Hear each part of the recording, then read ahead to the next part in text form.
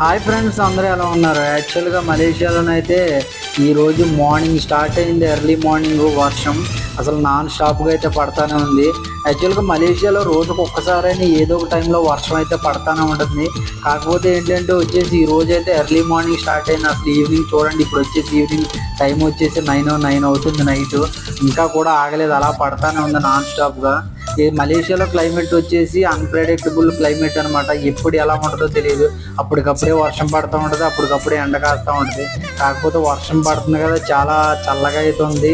Climate కూడా super ఉంది, మామూలుగా లేదు. ఎంజాయ్ చేద్దాం. Okay friends,